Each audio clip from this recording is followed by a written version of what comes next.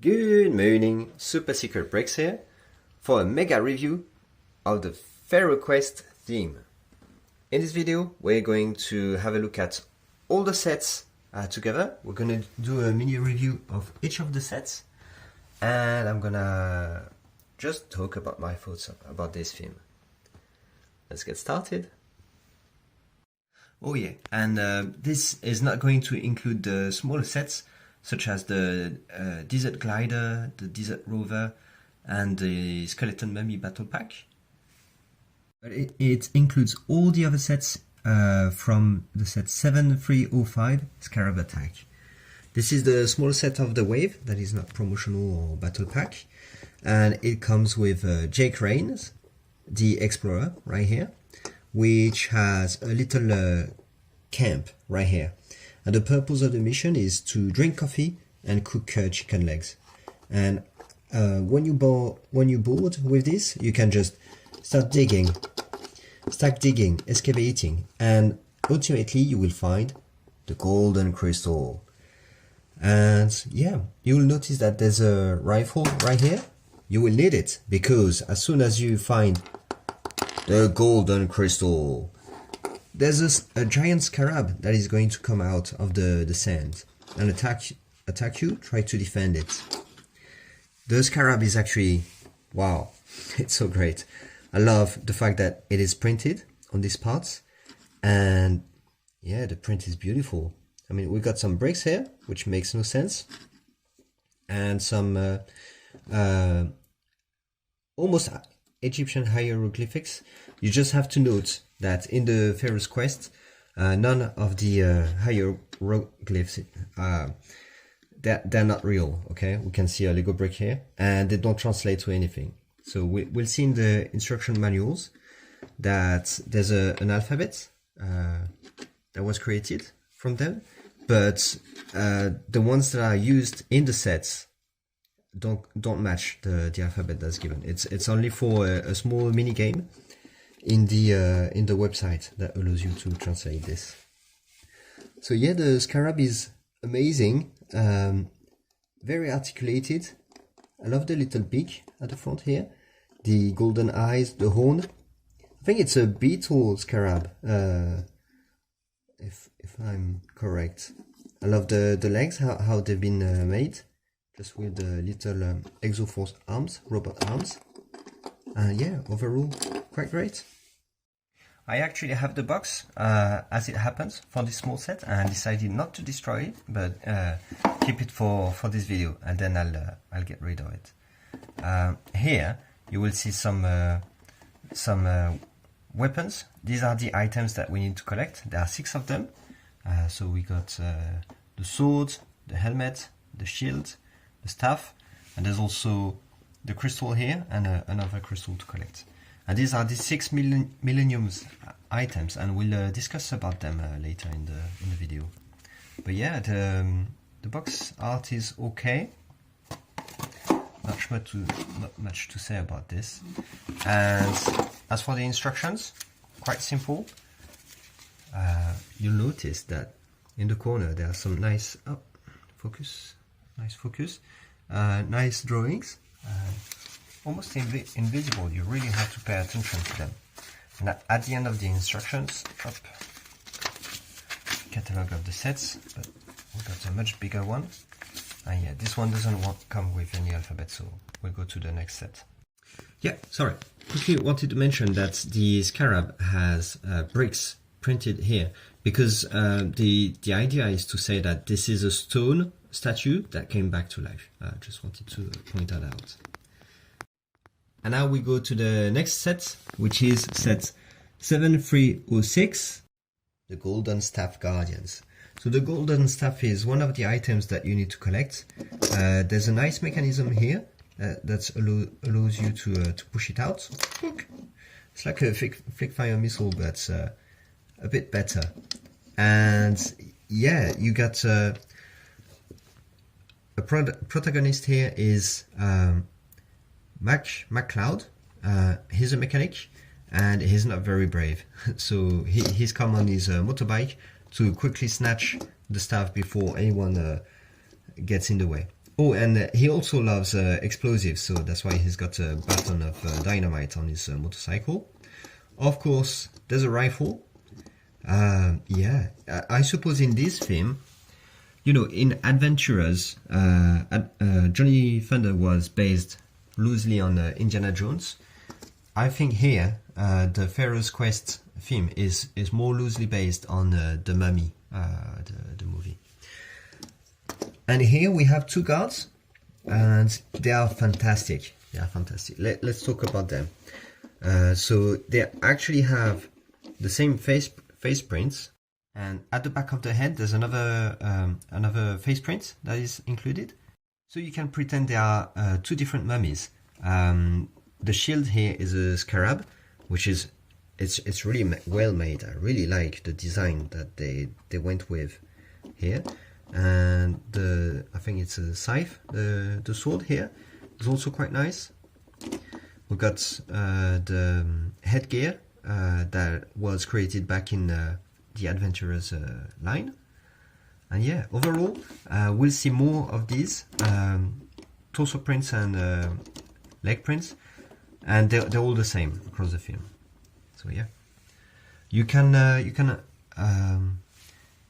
either say that these mummies are guarding the staff, or, and that's the version I like to go with, they've actually been sent by a greater force to retrieve the staff, and our heroes are trying to get the staff before them. Anyway, just note before we go, the color scheme. I really like the mix of tan and dark tan. Pearl gold is a must, obviously, to make it more treasure-like. But what I really like is the dark orange, the use of dark orange here mixed with dark blue. It really is striking. We've got some dark bluish grey here for the rocks, and of course some vegetation. And this bamboo plant part is just the worst. Like every time I order them, I have to replace them because they came broken. And I had to order, like on Bricklink, like a lot of them just to make sure that I could replace all the broken ones. But yeah, it is what it is. All right, next set. Oh yeah, before we do that, let's have a quick check at the instructions. I wanted to show you again, beautiful drawings that we have. You can also note that the background is like mummy wrappings. It's much fun. Yeah, and yes, there it is. So catalog, and now we got Lego glyphs. They are not Egyptian hieroglyphics, they are Lego glyphs. And yeah, it's made up alphabet code that's made by Lego. And yeah, you can try to decode this. Spoiler alert, it says Pharaoh's Quest. Anyway, we'll talk more about these hieroglyphics in the next set. And then the parts and the Lego win. Now the set 7307 Flying Mummies Attack is a bit deceptive because you'd think it's mainly just an aeroplane, but actually in the background you can see an obelisk. And the reason for that weird angle is because it's very tall. I think it was very hard for the designer to make it come across like in a small box, and yeah, they wanted to show like I don't know. They just didn't show the obelisk at all. So the obelisk is like a large stone that's erected for monumental purpose, like to write history about it and decoration and religious stuff. And at the top of this one we have a loose diamond that's on a jumper tile. Focus, yeah, there we go. And this is the soul crystal, and this one needs to be retrieved either by the antagonist, who sent two flying mummies, or by the protagonist, which here is Jake Rains again. So brand new outfit for Jake Rains in a airplane pilot attire. Yeah, The aeroplane is okay, quite nice. I'm not a big fan of aeroplanes, so I won't talk too much about it. Just have to note that it has two what is it, rifles, like rapid fire guns at the top of it, so it's heavily armed. The front propeller, of course, very nice stickered elements right here. Spirit of Louis on the side, which might be an adventurer reference. And you'll note, of course, that it is built mainly with dark red. So we've seen previously that the motorcycle was in dark red, and that's the color scheme of the protagonist, the vehicles of the protagonist. And this is very unfortunate because dark red, the plastic is very brittle for Lego. I don't know if they fixed the issue. There was the same issue with reddish brown. So this one, a lot of the parts are very brittle. And I know that up until the corner garage in 2019, this was still an issue. I think it's been solved since. But what I want to say is, in my case, we have... Oh no, the curse of the dark red again. Yeah, so the tail of the aeroplane snapped. It snapped just before the reviews and this video. So I'm just using the stickers to hold it in place and maintain the illusion that it is okay. I'm gonna have to order new parts, either with the stickers on it, but if I can't find it, I'll just order the parts without the stickers, and I'll just have to peel these off with the Hottie technique, patented technique from Robin Hood Bricks, and apply it to the new parts. Anyway, the aeroplane comes with a grappling arm at the bottom. Yup, like this. And the idea is for the aeroplane to come and pick up the soul crystal. And you can see it's quite effective. I'm doing it one-handed, but yeah, with two hands it's even easier. It's a play feature that was surprisingly quite effective. Like it works really well. Now, let's talk about the obelisk. Yeah, you will see stickered elements right here. They are great. They are great. If we can focus. You know what? I'm just going to take it here. They are really great. I love them. Like, I know that in the adventurers theme, these were prints back then. And here we have stickers, so that's a shame. But yeah, they are quite nice. And now, if you compare them to in the instruction manual to the back of the instruction manual.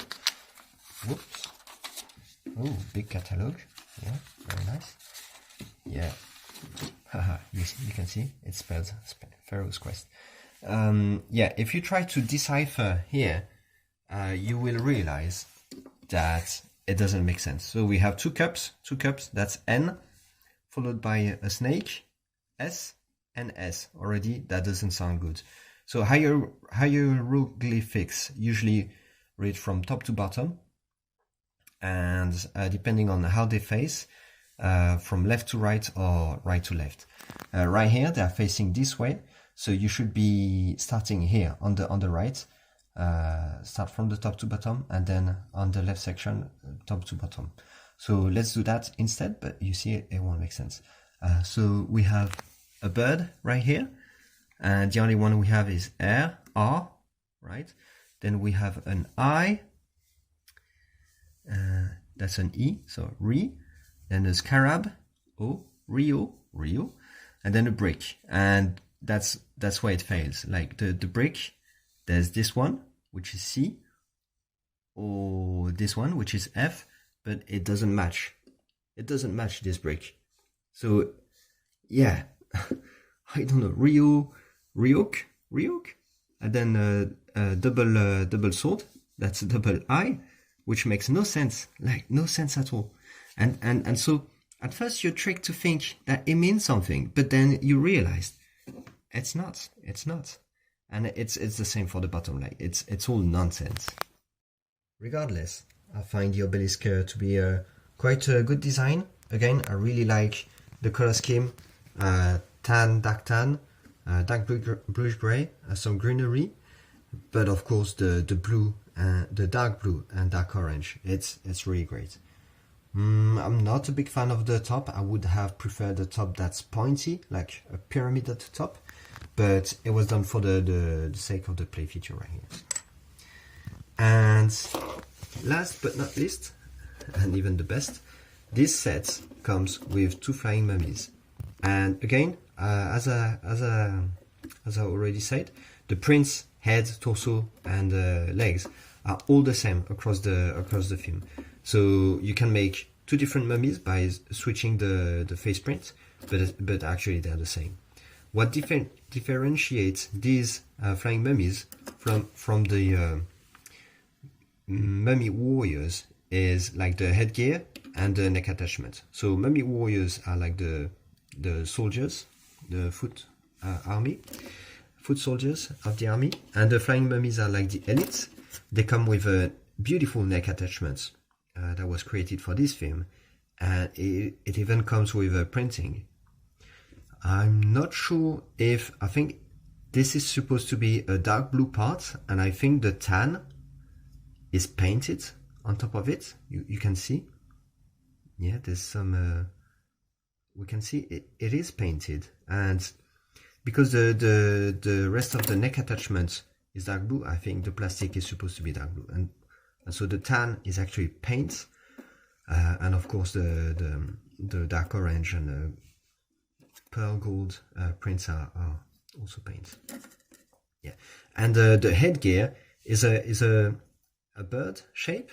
So this one was created for the film again, and it represents Horus Ra. So Ra is Re is the like the deity that represents the sun, and Horus is supposed to be the horizon or something. And yes, because they both have the same kind of bird head, they can be confused, and in fact they have been merged in the ancient Egyptian religion. They have been merged at some point into the same entity, like Horus Ra. Yeah, so just a fun fact, a fun ancient Egyptian fact. Just bear in mind that the ancient Egyptian civilization lasted for 5,000 years, so that's a long time. So yeah, religious practice evolved, and the traditions evolved, and the stories evolved. So yeah, there's also a lot to learn about them.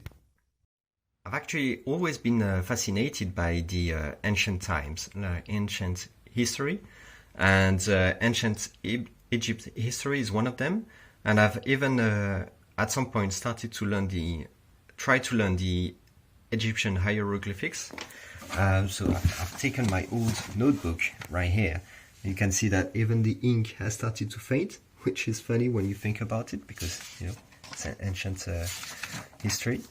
And yeah, so it is worth noting that in ancient Egypt you have some symbols that represent sounds. So this is A, this is I, and this is K, I think, and this is B. And yeah, so these right here are uniliterals, which means they represent just one sound. And then you would think, hey, that's the same as the alphabet, Latin alphabet that we use in English and other languages. But actually, they had more, the ancient Egyptian, because it was not very efficient to draw all these symbols to make a word. So they had biliteral symbols that represent two sounds. So we said that's A and that's B, and this is Ab, you see? So just one glyph for 2 sounds. And they also have 3 literals, but they also had, like, it's a whole system. It's not just one-to-one alphabet map to our alphabet, right? They also have symbols that don't represent a sound, but an idea, a determinative. And yeah, overall, it's a fascinating language to learn.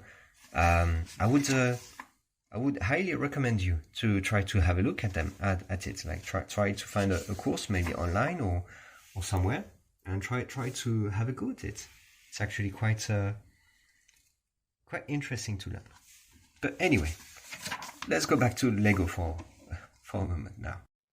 All right, now let's talk about the set 7325, the cursed Cobra statue. It looks awesome actually. Like, you know, it has the Cobra statue has vinyl parts, which is beautiful. We'll have a look at it later. There's also a Stella monument that is guarding the treasure, which this time is the golden Scarab shield. So it's the same shield as the Mummy Warriors, but this time in pearl gold. And here we have a new variant of the Mummy Warrior.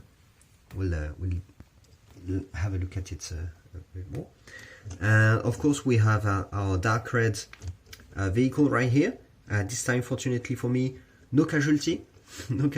The vehicle did not break or anything. I love this part, which was created by the, of course, Adventurer line, and I love it because it is 5 stud wide, and it allows you to create a car where you have you can have two-seated people side by side. And yeah, the Lego vehicles in the city and other themes usually can have only one person. It's 4 stud wide or 6 stud wide, and you can sit just one person in the middle. And sometimes it's ridiculous, like there are 12 stud wides, and you can still fit just one minifig at a time in a row. And yeah, so sometimes some vehicles are very long to allow you to accommodate 2 minifigs, but they are sitting one behind the other. Like it's funny, but yeah. Anyway, let's rant a bit less about that. I really love this part. It's been discontinued since, but anyway, the driving wheel is of course on the right side, and by the right I mean not only on the right side but on the correct side, of course. I suppose because Jake Raines actually is supposed to be American, but his employer is supposed to be British, so that might be why. And then here we have a look at Helena Sky Falling. So again, the name is a pun on the weather sky vocabulary. So she comes with a satchel. She's got a little revolver, and of course, Jack Raines comes with a rifle, because why not? And this time we even have a shovel instead of a pickaxe, so that's great toolings. She comes with a baton of dynamite, because you never know. And if you're wondering what her role here is, well, she's simply another explorer, and they're a team actually. I think in the Pharaoh quest lore, they met together, Jack Raines and Helena, on a mission, on an adventure, and they stayed as a team together ever since. So their employer decided to employ the both of them. Anyway, the funny thing is that while Jack Raines and Mac McCloud don't have any alternative face prints, Helena Skyfalling really has a double-sided face print. So she can have both confident expression and a bit worried expression. So yeah, that's always great to have the option. Next, let's have a look at our mummy minifig. This minifig is literally the same as the Mummy Warrior, with the same headgear, except this time it comes in dark tan, and it's got snake prints in dark blue. It is armed with 2 green snakes, because this is a snake charmer mummy. So it has the power to command all kinds of snake, and that includes the Cobra statue. So one of the recurring theme in Pharaoh's quest is that these treasures are guarded by statues that come to life, and this is no exception here. Up. You can see at the back of the monument that there's a technique pin and bracket, and this is to hold the statue in place. The pin goes right through the anti-stud right here, and this is an axle pin, so it doesn't clutch or anything. It really just holds it in place by the power of gravity. And the power of gravity is really something, because this Cobra statue is made with the big ball joint bricks, which means there's not a lot of friction, and with the weight of the statue, it just, you see, it doesn't stay up at all. Yeah, it's quite a shame, But other than that, the statue is quite impressive. It's really hard to manipulate one-handed, but when you are two-handed, because it has so many articulation points, it is really amazing. You can make it act like a snake, like really wave its way around. It's really great. The tail is a bit stiff, but whatever. And the mouth can open and close. Yeah, right here. Look. It is a ratcheted joint, right? It's not a clip, so it can block and hold its stance. Yeah, right here. You can see. I really like the use of red for the inside of the mouth. That just makes it more believable. We got a printed top again, lovely. We can see again the brick pattern printed on top of it, just to highlight the fact that this is a statue that comes to life with the eyes, right? And yeah, again, for the vinyl part that's on the back, it looks really great.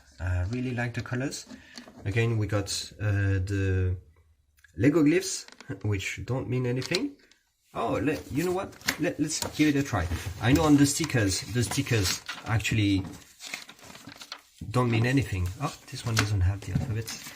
The stickers don't mean actually anything, but maybe on the Cobra statue we have something. So start with a scarab, that's O, and then the river, which is of course not in the alphabet. Okay, never mind. It is gibberish. Never mind. And this is how you pose the Cobra without a stand. Like, you cannot make it stand up straight. Even just the front is going to eventually collapse under its weight. It's really a shame. But play-wise, it is great. Yeah. The Stella, where it was standing, has again the same stickers as the other one. Well, you can compare them. Yeah, they're actually a bit different, right, than the obelisk. They use kind of the same symbols, just not in the same order. And yeah, so they are unique. And finally, we got this brand new sticker part, which comes on a 1 by 2 by 3 brick. And yeah, it represents 3 snakes, because it always had to be snakes. Why?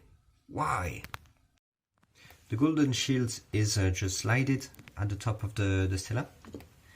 And yeah, it is one of those millenniums item, one of the 6. And they have the power to make the images from the stela come alive. And the user can conjure monsters from the stelas, and then they fight. And then they win. And then, oh, hang on, no, that's Yu-Gi-Oh! Boop. It's time to duel. Boop. The golden scarab shield item comes at the top of the stela, and we'll just add it to the collection. So of course, this mummy right here is here to collect the treasure, not to guard it. The statue is here to guard it. And this mummy has been sent because it can control snakes, so it can safely remove the shield. Yeah, anyway, let's go to the next set. Look, I found a new way to pose it. So the next set is 7326. The Rise of the Sphinx. That's really is an ominous name, but really like it. So it is a depiction of the Sphinx. Sphinx is a bit of a lion. It's supposed to be a lion body with a human head, but here we have Anubis head. Anubis is another ancient Egyptian deity, which it's really hard to know what the animal head is based off. It's currently is not very known. It's not. Yeah, it might be just fictional, or maybe a species that got extinct since we found out about them. Oh, it's just mythical, you know. Yeah, just made up.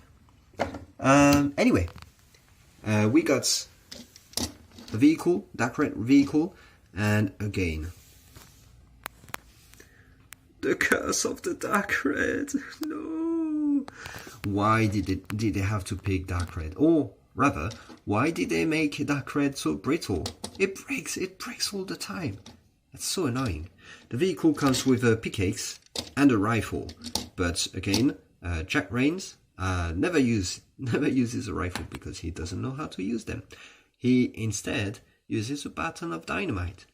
You'll see that they use a lot of batons of dynamite for a team that's supposed to do archaeological excavation. Like that's a bit destructive, isn't it? The vehicle is quite nice because we got engine details right here. I really like it. It's quite simple. We got a very small windshield, which again quite nice.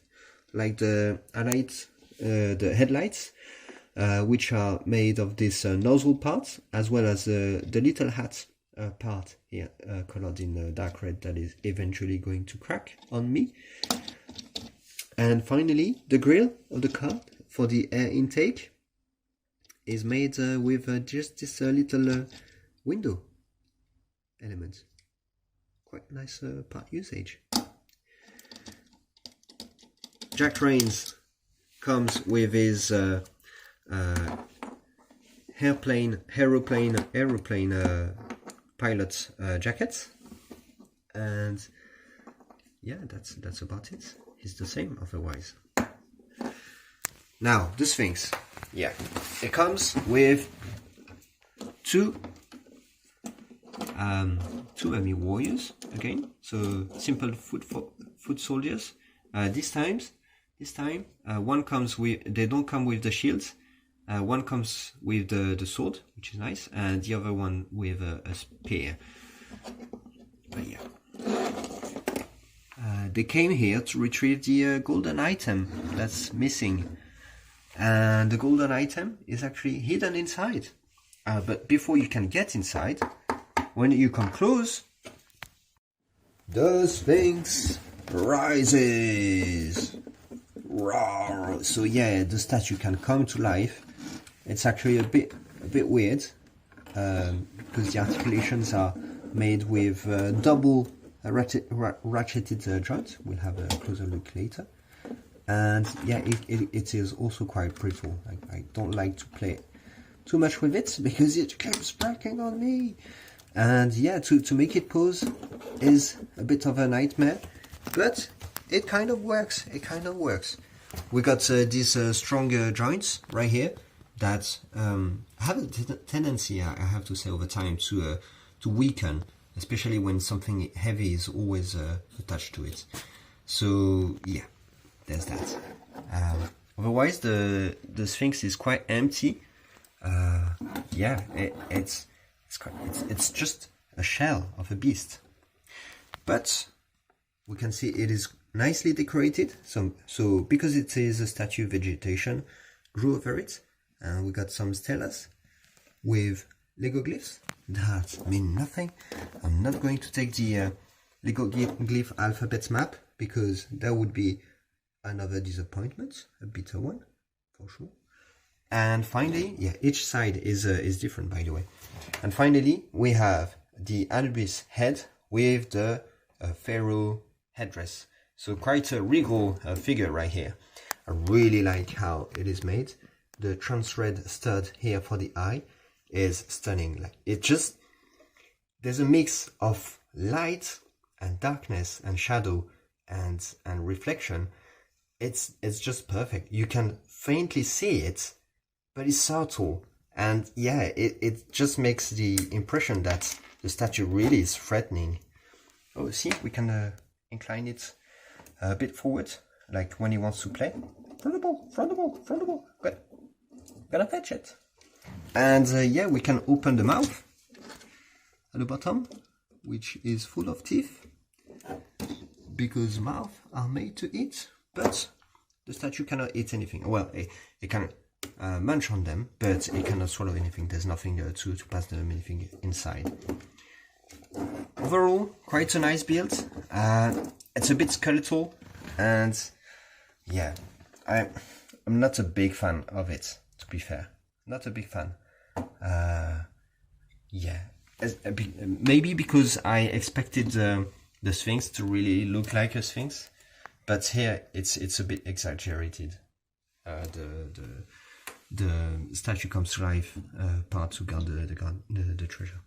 So we got a push button here, an axle that allows you to push, and we've got a clip here, a breakaway clip, and that's because you need to use dynamite to retrieve the treasure. So we're gonna simulate this. Up, we put the button of dynamite here. You can see up, and then run away, the holy button dynamite. And then you push the button at the back, and look in front. Boom! It explodes the part of the wall, and out comes the arch. Hang on, that's the arch?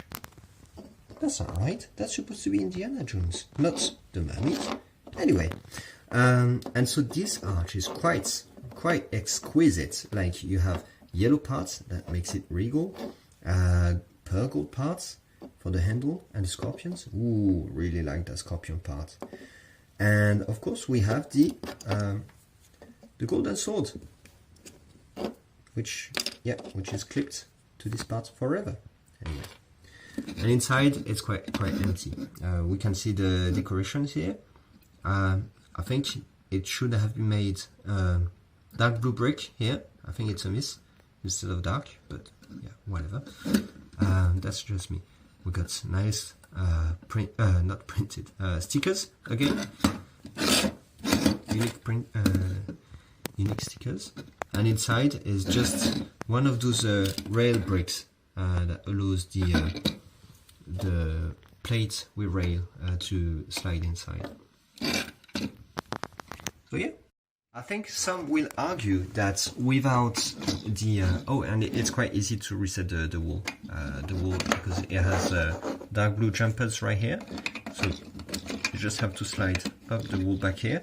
The top of the wall is one of those panel like this part, so it's empty, you can slide right in. Yeah, some will argue that without the Sphinx the base is ugly. I would disagree. Because just looking at the shape like this, it really looks like, to me, some sort of ancient Egyptian monuments, one of those that you could find at the temples, like one of those gates, but one that would have fallen, broken down, basically getting ruined by the ravages of time. Basically, yeah, it really looks great to me. I actually prefer it this way than with the Sphinx on top of it, but yeah, that's just me.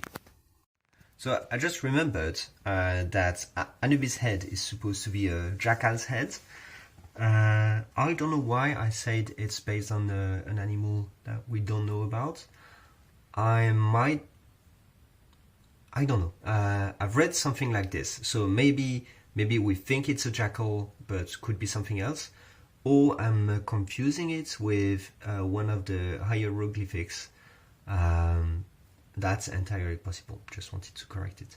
And while we're on the topic of Anubis, which is going to be relevant with the next set, I just want to precise that this ancient Egyptian deity is supposed to be the god of death. So yeah, quite ominous. Quite ominous here. And our last set is the set 7327, Scorpion's Pyramid. It's it's the best set of the film, period. Because this is the only minifigure scale play set that we ever got. So it uses one of those big raised base plates, but at the top of it we have a pyramid, and that's all that counts to me. I just want a pyramid. Yeah, so we got a pyramid at the top with a balcony, just for the Pharaoh to be chilling. And yeah, at the top of the pyramid we have a little pyramid lion. I can't remember the precise name, but yeah, it's golden, which is quite fitting. That's how it would be on a pyramid at the time. Pyramids were actually made with, what was it, quartz and limestones, and they would be smooth, like smooth slopes all over it at the time. They would be white, quite shiny in the sun, and the top would be even shinier because it would be made of gold. So quite nice. I really like, again, the color scheme with the dark orange and the dark blue. Pearl gold is just top. I like the design of the pyramid here. So the technique that's been used to make the pyramid is it's quite impressive actually. There's surprisingly few parts in the whole set. Surprisingly few parts. And yeah, most of it is for like the stairs and the vehicle right here. And the parts for the pyramid itself are very small. Like they use a lot of techniques that means that they don't have to just pile bricks on top of bricks and bricks.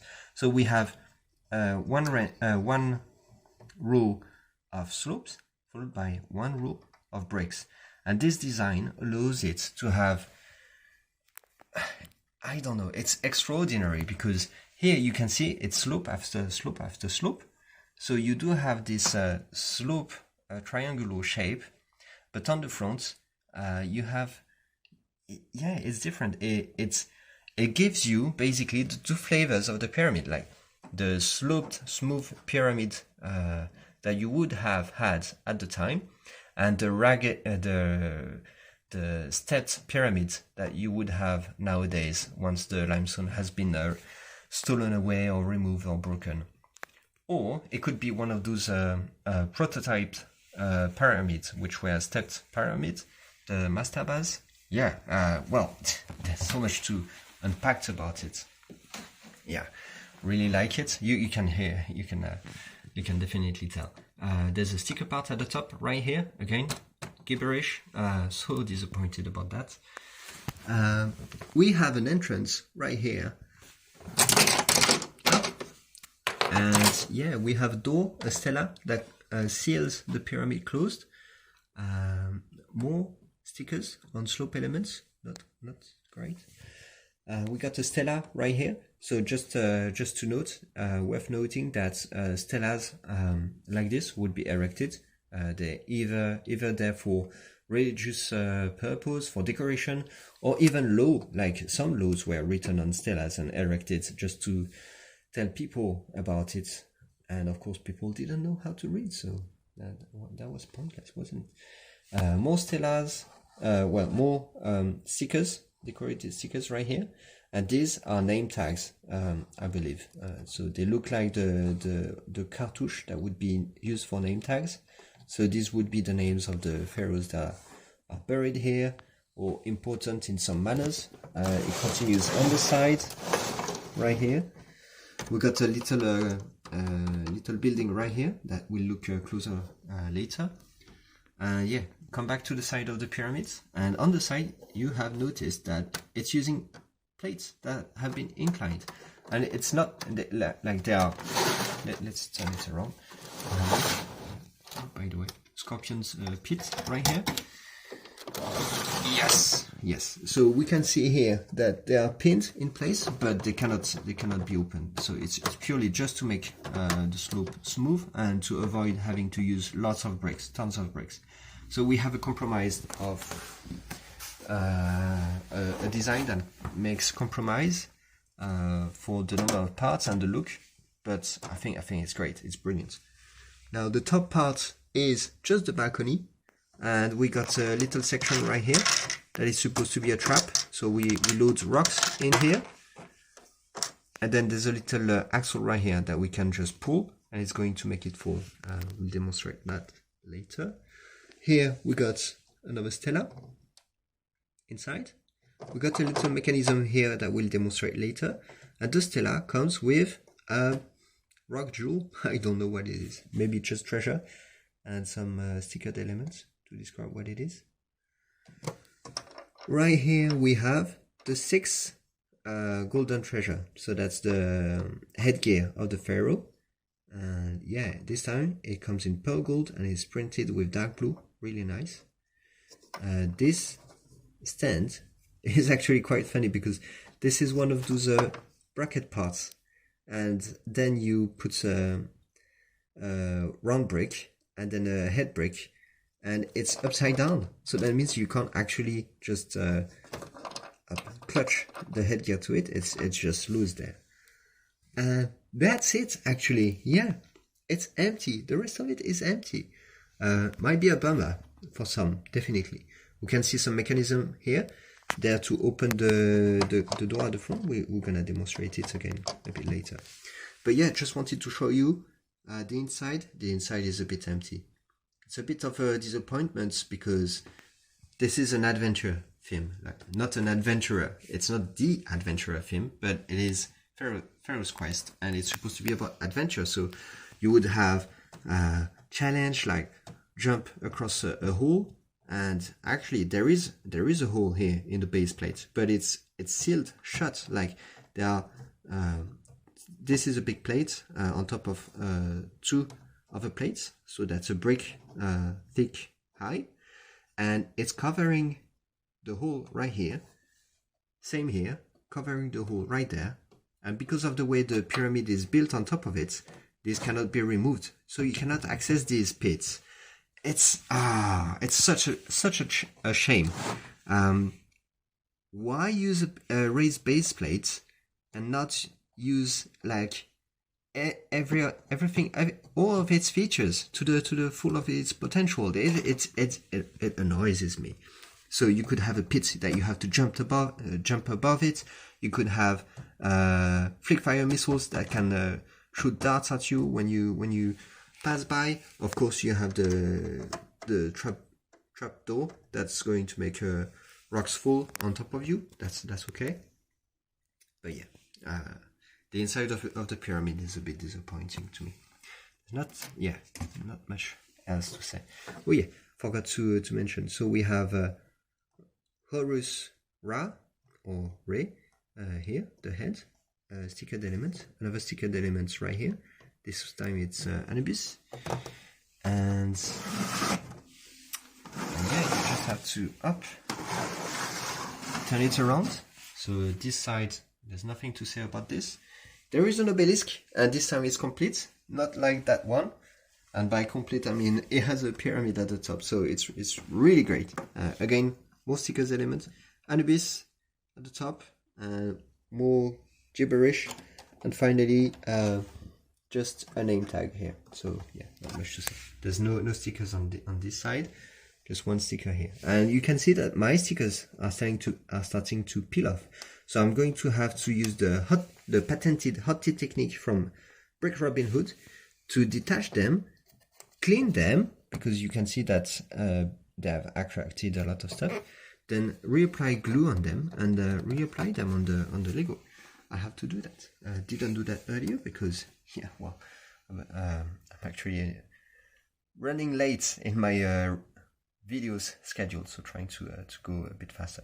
And you'll see that in the same theme, this brick was damaged when I bought it, and I didn't want to buy another stickered brick, so I actually bought a spare tool brick, 1x2x5 brick, and I have to use the patented hot tea technique to remove this sticker and reapply it on this new brick.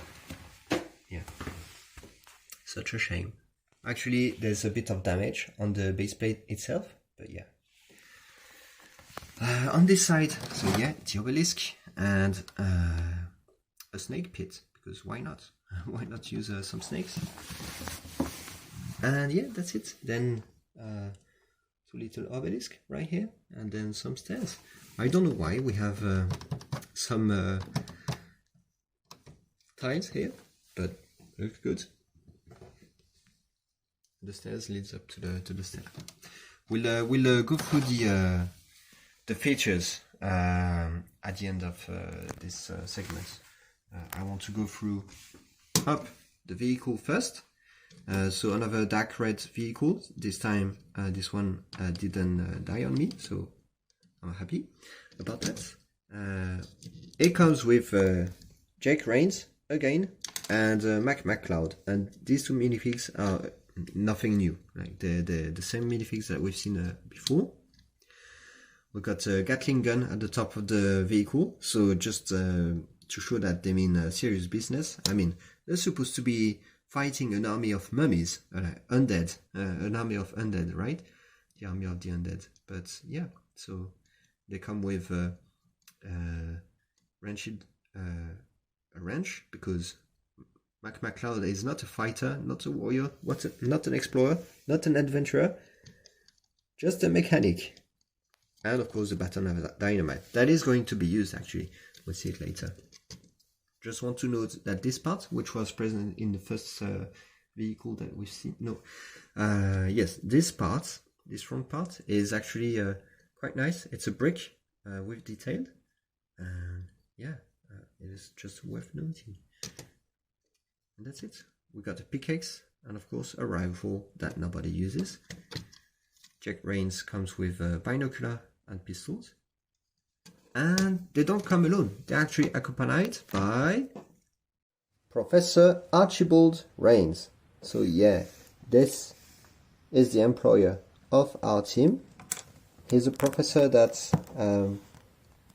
discovered the existence of these items through his research. And yeah, he comes with a satchel up and an explorer hat, believe it or not. Again, something that was created in the adventurer theme, that's reused here. And with him comes a map, and this map is extraordinary. So it's a printed tile, and you can see, I'm gonna try to show it. So the Sphinx right here, we got the obelisk with the flying mummies, that's right here. We got a lake, we got mountains or dunes of sand, and you have to go around. I don't know why you can't go straight from the obelisk to the pyramid, but there it is. You have to go around, and then you can find the pyramid. Our heroes are going to be fighting a flying mummy again. We've seen it before, so nothing new. Still amazing though. And this time, wow. I mean, just look at them. Wow. Anubis warrior. They are amazing. Let's have a closer look. Now that's what I'm talking about. These are probably the best minifig ever made. Like, look at them. The dark blue prints on the dark torso and legs. Yeah, the golden belt and necklace. And of course we have back printing on the torso. They have that fantastic scarab shield and this weapon, sword.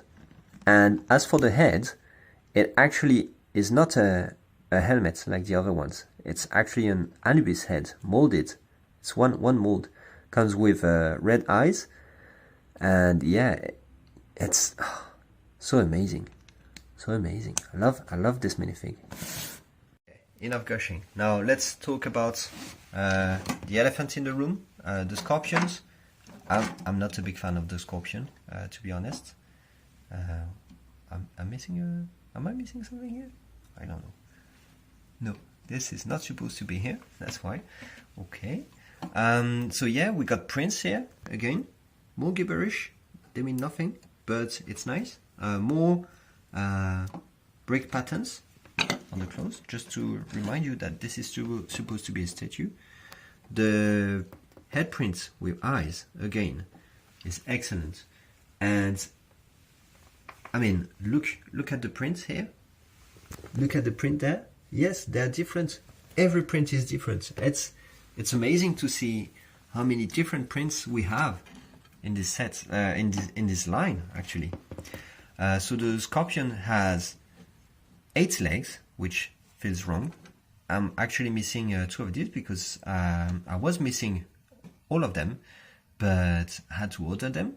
And by mistake, I ordered different parts from the 6 of these and 2 different parts, which was my mistake. But yeah, so I'm missing this for this review.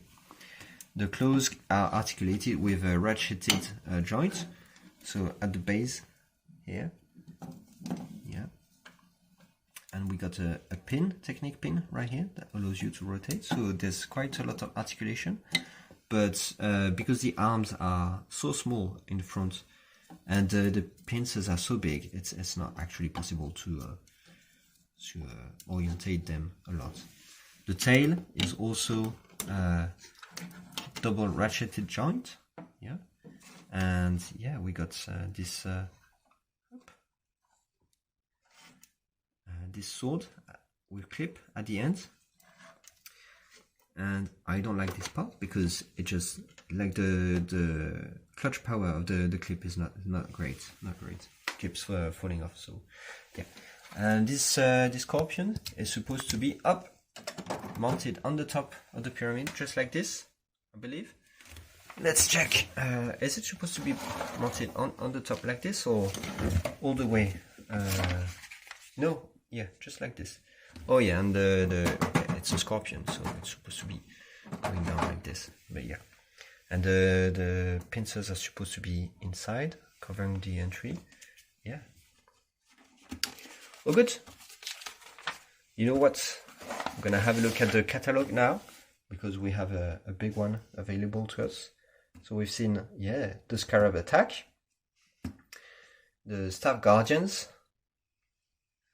then the Flying Mummy Attack, the Cursed Cobra Statue, Rise of the Sphinx, and now the Scorpio Pyramid. All the sets of the film. I really love the backdrop, like the sands of the desert and the pyramids in the back. Yeah, lovely. Great pyramids. Yeah. Anyway. Oh, by the way, I got the box. Yeah.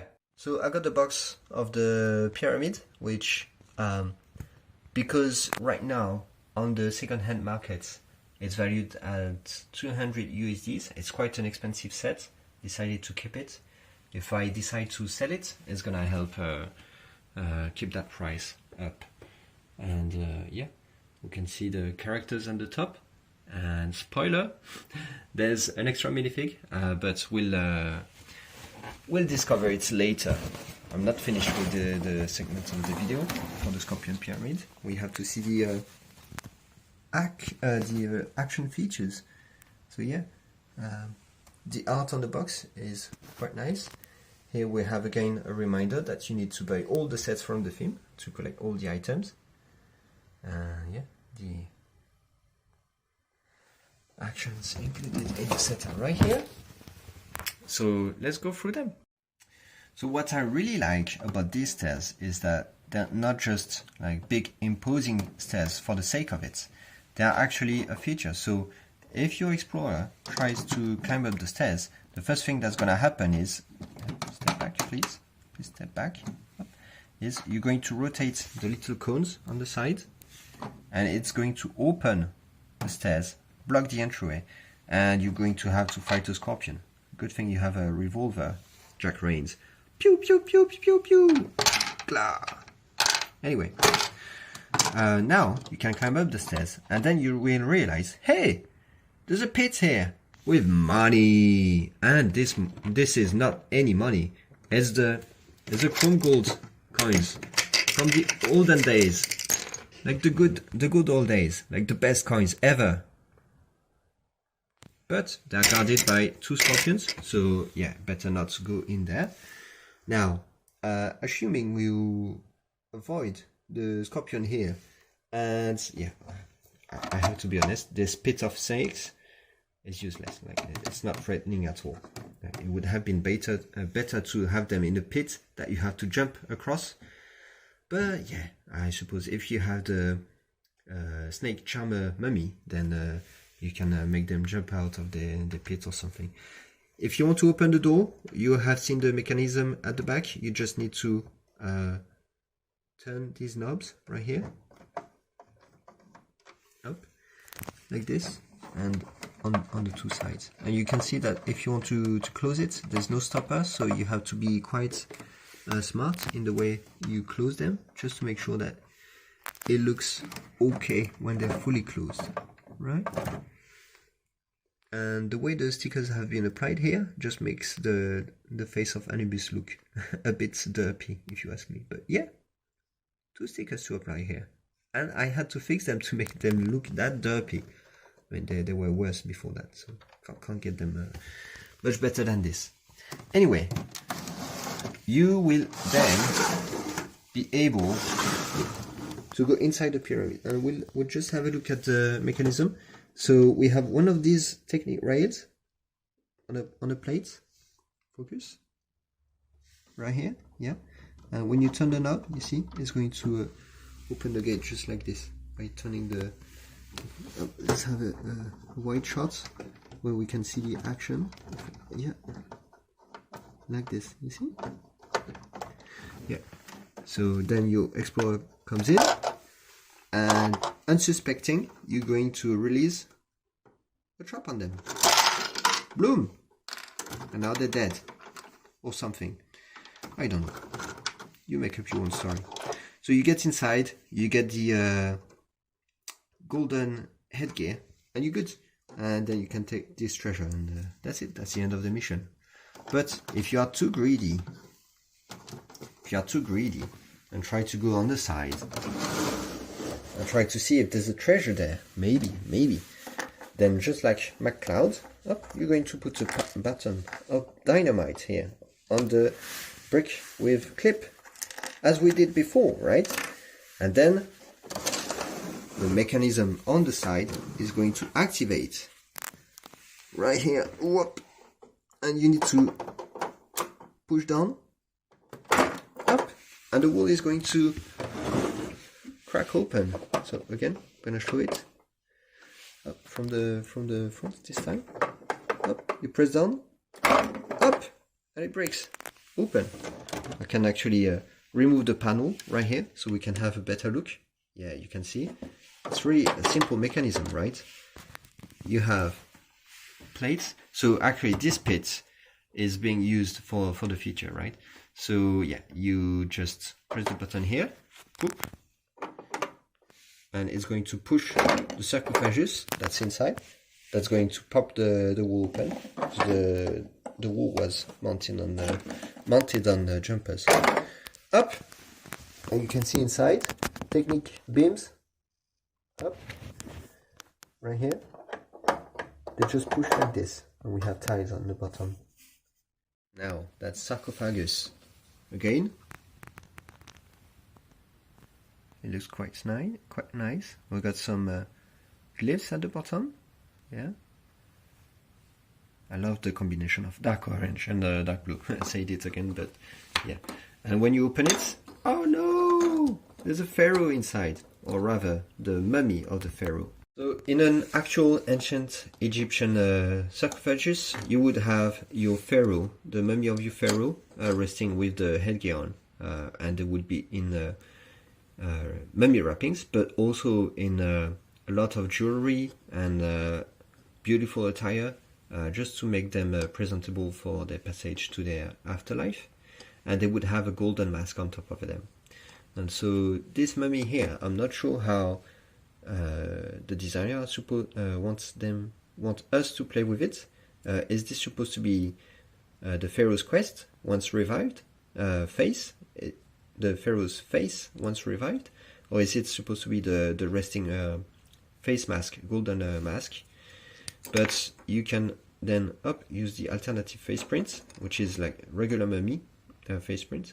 It's different from the other mummies, so at least you have this exclusivity. And you put the helmet back on, and that's it. And now they are undead. Yes.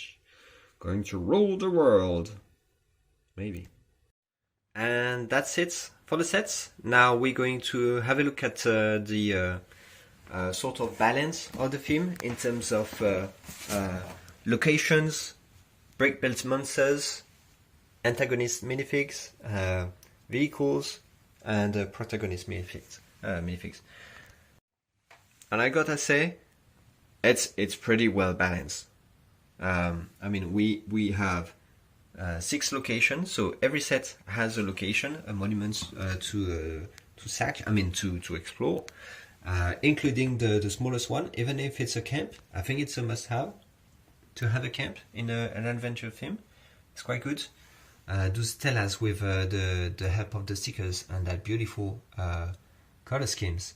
The obelisk are just brilliant.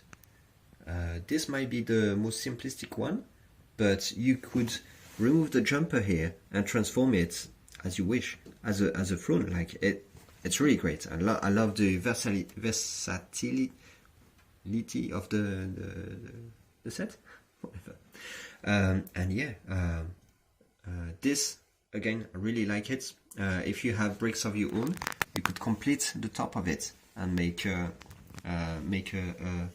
ancient Egyptian temple gateway, or you put the Sphinx back on it and you have a Sphinx. Yeah, it's great.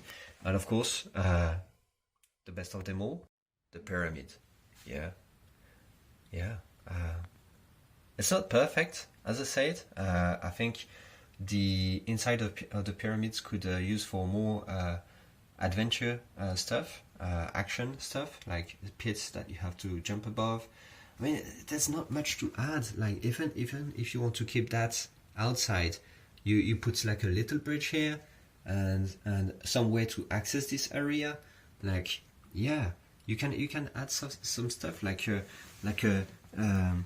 rope that you have to swing to get by. I don't know, a suspended bridge here, and inside a pit that you have to jump above, or even a parkour, like little stelas that you have to jump on. Like so many ideas that you can implement in that set that was not done, but I don't know, maybe it was just the limitation given, the constraints given to the designer. And if you have your own parts, you can definitely improve this set. It's one of the great thing. But yeah, in terms of location, great. In terms of brick-built monsters, well, I'm not a big fan of spiders and scorpions, but this will do. This will do. Like it's not like the Atlantis film where you can use the tail to strike, but in the Atlantis film, this feature was rubbish. So good thing that they didn't implement it. There's some articulation here. What I really like is how they use like the round plate at the bottom, and there's nothing next to that plate that allows it to rotate, so that gives extra articulation. So that was great. The Cobra is a bit of a disappointment because it doesn't stand on its own. Exactly. And yeah, the Sphinx is okay. I think overall the brick-built creatures are not great, but they're good enough. And the best of them all, the Scarab. Oh, so cute, so cute. Look at it. And the amount of articulation it has is great. Like it can charge, it can stand up on its front legs like this. Like look at you, look at you. It can incline the head a bit, like so cute. Like it, yeah, the articulation that was added to this creature is simple, but it gives it so much life. It's great, so much life. Definitely the best, and the prints are exquisite. Yeah, like this, exquisite. Of course, the items to collect are a bit hit and miss, I would say. So I like the headgear, the staff. That's Loki's staff, by the way, or Skyra's from the Elves film staff. We got the Scarab shield, which is amazing, and the sword right here. These are okay. The pearl gold crystal right here is Yeah. In my opinion, it's a bit of a stretch. It's a bit of a stretch. And this soul crystal right here, I don't like it. I don't like it at all. Like, it doesn't fit with the rest. Unless you're supposed to remove it and add it to the center. Haha! Anyway, the Pharaoh is great. And yeah, the antagonist minifigs are just brilliant. Like, you really have your army builder. The fact that they are all similar, but you can equip them with different things, and that makes them stand out, is just great. What would have made it perfect is to have, instead of just one unique torso print and one unique leg print, to have two that you distribute among them, and then you really can mix and match and create a diverse army. But as it is, it's already great, really great. Anubis Warrior, they are perfection. I just love them. They're brilliant. Yeah. And this guy right here, well, he exists. For the protagonist distribution, we have total of 6 sets, and we got 5 Jack Rains. So I believe this is supposed to be the main protagonist. Why not? And then we have 2 Mac MacLeod, which he's supposed to be Scottish, if I have to take a guess from the name. And we only have 1 Professor Archibald Hailstorm or something, and only 1 Helena Skyfall. So that's a bit of a letdown. I would have liked a better distribution, right? Maybe less Jack Rains, and maybe more Helena and Archibald. Because after all, Archibald is the head of the team, right?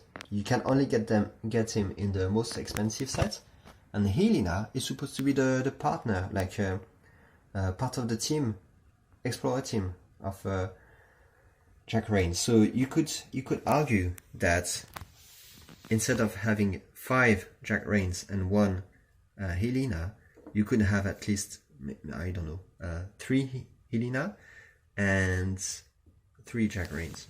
Yeah, just my suggestion here. And in terms of vehicles, well, I'm not a big fan of the vehicles. The dark red means they're going to break, all of them, so that's not great. I like the use of that part for the cars. I'm not a big fan of old cars anyway, so yeah, I suppose this is my most favorite one out of all of them. I don't like the motorbike because it cannot stand on its own, though it has good design. This big car, okay, that's okay. This is an engine of death, so why not? The aeroplane, I suppose, is a must-have in an adventure film in Egypt. But yeah, I'm not impressed with this. My biggest disappointment is the fact that the Lego glyphs make no sense. Like, they developed an alphabet map.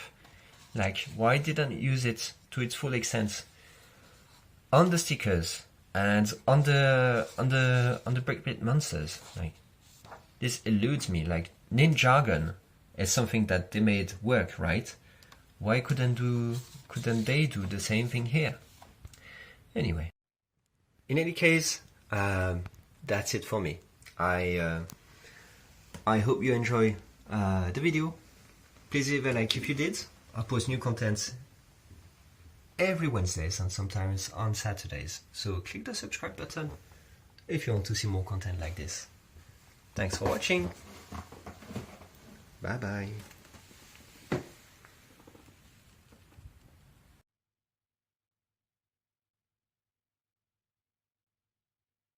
When it happened, a curious person called General Mayhem hired me using strange power in a strange place. And I watched helplessly as my universe got destroyed.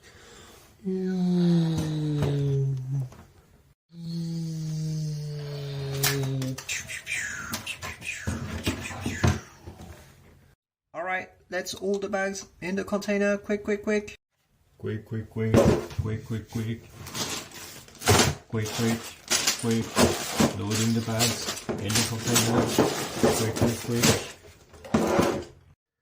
Then what turned out to be the narrator turned around and called out to someone. Hey, aren't you supposed to help? And that someone replied, You made me a promise. And then the narrator said, Okay. Hey, the broker, come here.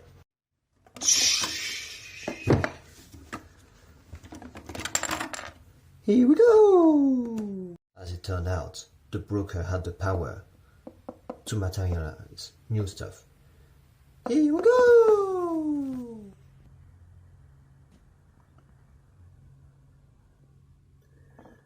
There's your army for a start. So next time, please do help us.